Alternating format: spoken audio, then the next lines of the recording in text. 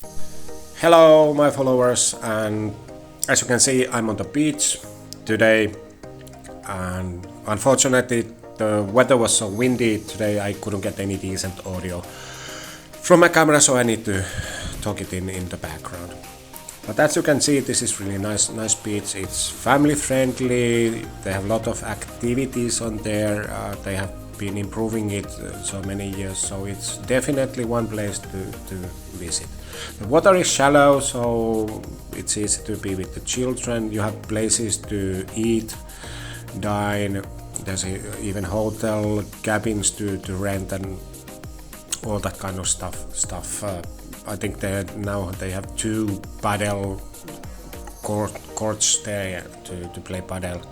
So definitely, if you are visiting in Pori, definitely visit in Yyteri. And I had a really great day.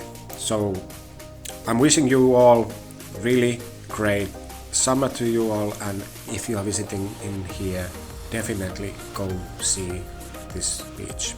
I put some pictures on here to what I took today, so bye and have a nice summer.